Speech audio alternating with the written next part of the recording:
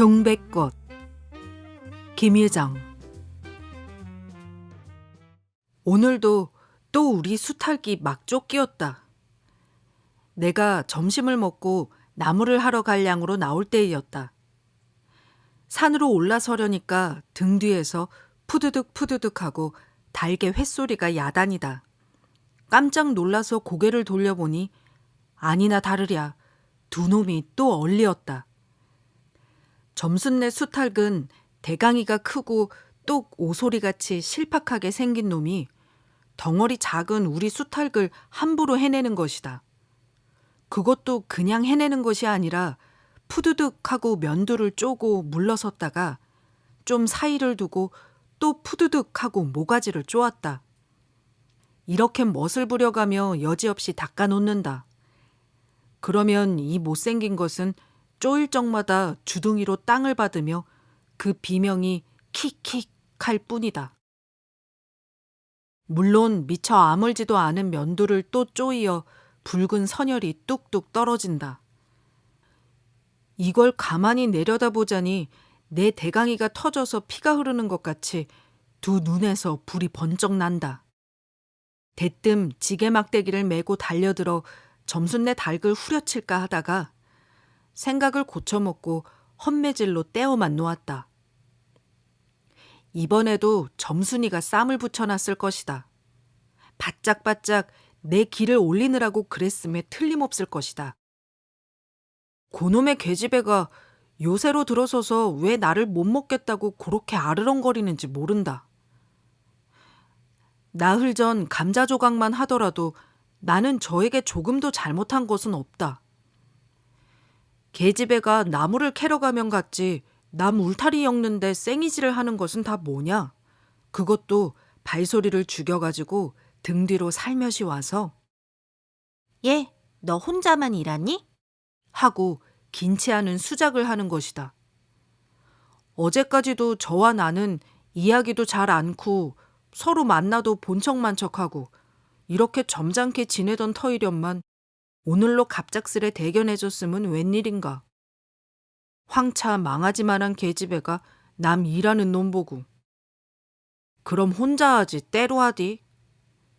내가 이렇게 내배앉는 소리를 하니까 너 일하기 좋니?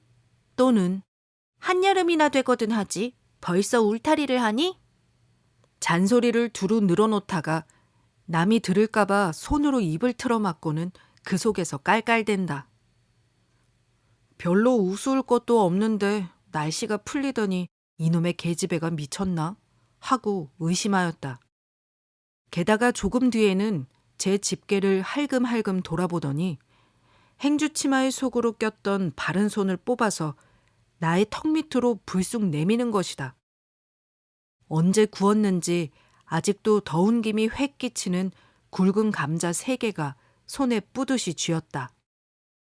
너희 집엔 이거 없지? 하고 생색 있는 큰 소리를 하고는 제가 준 것이 남이 알면은 큰일 날 테니 여기서 얼른 먹어버리란다.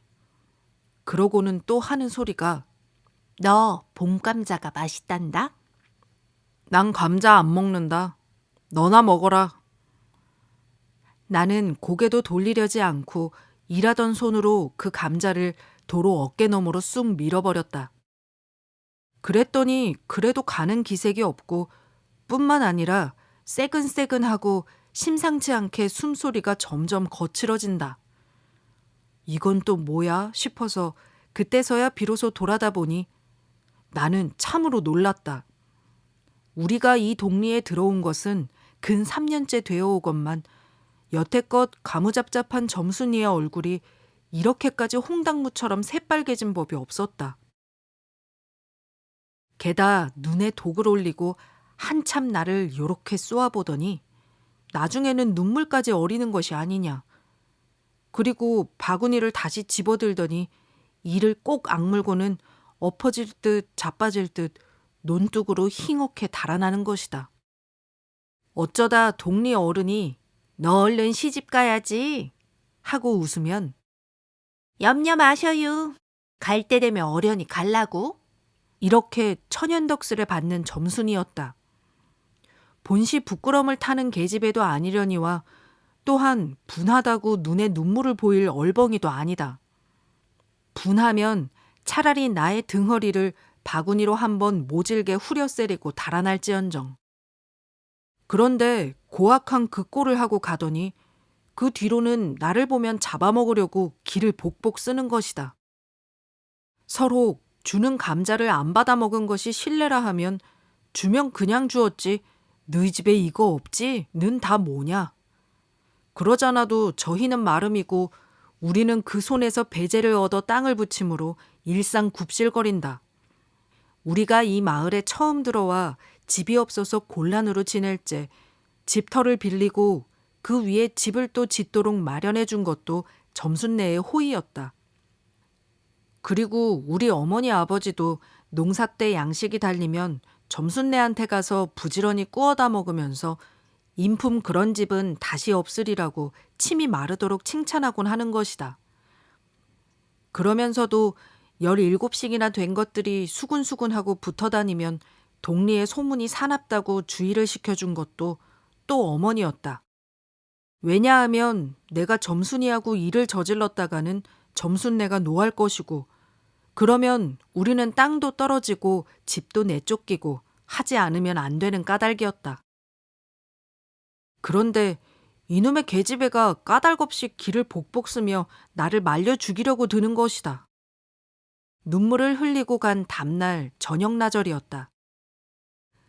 나무를 한 짐 잔뜩 지고 산을 내려오려니까 어디서 닭이 죽는 소리를 친다.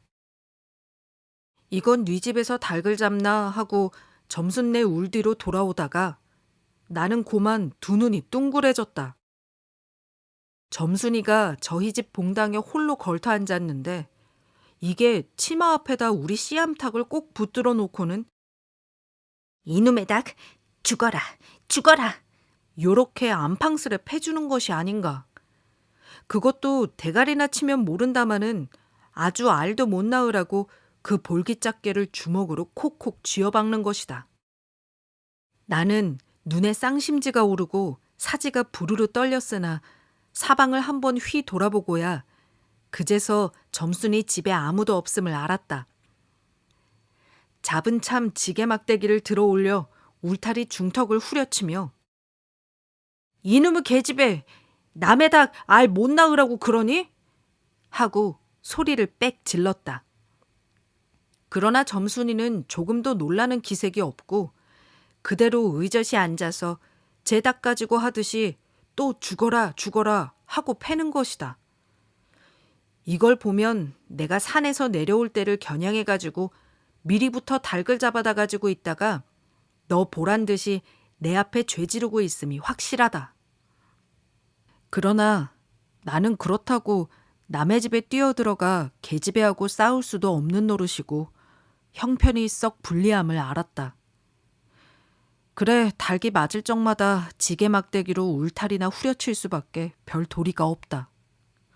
왜냐하면 울타리를 치면 칠수록 울섭이 물러앉으며 뼈대만 남기 때문이다. 하나 아무리 생각하여도 나만 믿지는 노릇이다. 야 이년아, 남의 닭 아주 죽일 터이냐? 내가 도끼 눈을 뜨고 다시 꽥 호령하니까 그제야 울타리께로 쪼르르 오더니 울 밖에 섰는 나의 머리를 겨누고 닭을 내팽개친다. 에이, 더럽다, 더럽다. 더러운 걸 널더러 입대 끼고 있으랬니? 망할 계집애년 같으니. 하고 나도 더럽단 듯이 울타리깨를 힝하니 돌아내리며 약이 오를 대로 올랐다. 라고 하는 것은 암탉이 풍기는 서슬에 나의 이마빼기에다 물지똥을 찍 갈겼는데 그걸 본다면 알집만 터졌을 뿐 아니라 골병은 단단히 든 듯 싶다. 그리고 등 뒤를 향하여 나에게만 들릴 듯 말 듯한 음성으로 이 바보 녀석아. 얘, 너 베네병신이지? 그만도 좋으련만. 얘, 너 너희 아버지가 고자라지? 뭐? 울 아버지가 그래 고자야? 할 양으로 열번거지가 나서 고개를 획 돌려 바라봤더니 그때까지 울타리 위로 나와 있어야 할 점순이의 대가리가 어디 갔는지 보이지를 않는다. 그러다 돌아서서 오자면 아까의 한 욕을 울 밖으로 또 퍼붓는 것이다. 욕을 이토록 먹어가면서도 대거리 한마디 못하는 걸 생각하니 돌뿌리에 채어 발톱 밑이 터지는 것도 모를 만치 분하고 급기야는 두 눈에 눈물까지 불끈 내솟는다. 그러나 점순이의 치매는 이것뿐이 아니다. 사람들이 없으면 틈틈이 제 집 수탉을 몰고 와서 우리 수탉과 쌈을 붙여 놓는다. 제 집 수탉은 썩 험상궂게 생기고 쌈이라면 회를 치는 고로 을에 이길 것을 알기 때문이다. 그래서 툭 하면 우리 수탉이 면두며 눈깔이 피로 흐드르하게 되도록 해놓는다. 어떤 때에는 우리 수탉이 나오지를 않으니까 요놈의 계집애가 모이를 쥐고 와서 꾀어내다가 쌈을 붙인다. 이렇게 되면 나도 다른 배차를 차리지 않을 수 없다. 하루는 우리 수탉을 붙들어가지고 넌지시 장독계로 갔다. 쌈닭에게 고추장을 먹이면 병든 황소가 살모사를 먹고 용을 쓰는 것처럼 기운이 뻗친다 한다. 장독에서 고추장 한 접시를 떠서 닭 주둥아리깨로 들이밀고 먹여보았다. 닭도 고추장의 맛을 들였는지 거스르지 않고 거진 반 접시 턱이나 곧잘 먹는다. 그리고 먹고 금세는 용을 못 쓸 터이므로 얼마쯤 기운이 들도록 회 속에다 가두어 두었다. 밭에 두엄을 두어 짐 전해고 나서 쉴 참에 그 닭을 안고 밖으로 나왔다. 마침 밖에는 아무도 없고 점순이만 저희 울 안에서 헌옷을 뜯는지 혹은 솜을 터는지 웅크리고 앉아서 일을 할 뿐이다. 나는 점순네 수탉이 노는 밭으로 가서 닭을 내려놓고 가만히 맥을 보았다. 두 닭은 여전히 얼리어 쌈을 하는데 처음에는 아무 보람이 없다. 멋지게 쪼는 바람에 우리 닭은 또 피를 흘리고 그러면서도 날개죽지만 푸드득 푸드득 하고 뛰어올라 뛰고 뛰고 할 뿐으로 제법 한 번 쪼아보도 못한다. 그러나 한 번은 어쩐 일인지 용을 쓰고 펄쩍 뛰더니 발톱으로 눈을 하비고 내려오며 면두를 쪼았다. 큰 닭도 여기에는 놀랐는지 뒤로 멈시라며 물러난다. 이 기회를 타서 작은 우리 수탉이 또 날쌔게 덤벼들어 다시 면두를 쪼니 그제는 감때 사나운 그 대강이에서도 피가 흐르지 않을 수 없었다. 옳다, 알았다. 고추장만 먹이면 되는구나 하고 나는 속으로 아주 쟁그라워 죽겠다. 그때에는 뜻밖의 내가 닭쌈을 붙여놓는데 놀라서 울 밖으로 내다보고 섰던 점순이도 입맛이 쓴지 눈살을 찌푸렸다. 나는 두 손으로 볼기짝을 두드리며 연방 잘한다, 잘한다 하고 신이 머리끝까지 뻗치었다. 그러나 얼마 되지 않아서 나는 넋이 풀리어 기둥같이 묵묵히 서 있게 되었다. 왜냐하면 큰 닭이 한 번 쪼인 안가품으로 호들갑스레 연거푸 쪼는 서슬에 우리 수탉은 찔끔 못하고 막 골른다. 이걸 보고서 이번에는 점순이가 깔깔거리고 되도록 이쪽에서 많이 들으라고 웃는 것이다. 나는 보다 못하여 덤벼들어서 우리 수탉을 붙들어가지고 도로 집으로 들어왔다. 고추장을 좀 더 먹였더라면 좋았을 걸 너무 급하게 쌈을 붙인 것이 퍽 후회가 난다. 장독깨로 돌아와서 다시 턱 밑에 고추장을 들이댔다. 흥분으로 말미암아 그런지 당최 먹질 않는다. 나는 할 일 없이 닭을 반드시 누이고 그 입에다 권련 물부리를 물리었다. 그리고 고추장 물을 타서 그 구멍으로 조금씩 들이부었다. 닭은 좀 괴로운지 킥킥하고 재채기를 하는 모양이나 그러나 당장의 괴로움은 매일같이 피를 흘리는데 될 게 아니라 생각하였다. 그러나 한 두어 종지가량 고추장물을 먹이고 나서는 나는 그만 풀이 죽었다. 싱싱하던 닭이 왜 그런지 고개를 살며시 뒤틀고는 소나귀에서 뻗으러지는 것이 아닌가. 아버지가 볼까 봐서 얼른 회에다 감추어 두었더니 오늘 아침에서야 겨우 정신이 든 모양 같다. 그랬던 걸 이렇게 오다 보니까 또 쌈을 붙여놓으니 이 망할 계집애가 필연 우리 집에 아무도 없는 틈을 타서 제가 들어와 회에서 꺼내가지고 나간 것이 분명하다. 나는 다시 닭을 잡아다 가두고 염려는 스러우나 그렇다고 산으로 나무를 하러 가지 않을 수도 없는 형편이었다. 소나무 삭정이를 따며 가만히 생각해 보니 암만 해도 고년의 목쟁이를 돌려놓고 싶다. 이번에 내려가면 망할년 등줄기를 한번 되게 후려치겠다 하고 싱둥벙둥 나무를 지고는 불이 나게 내려왔다.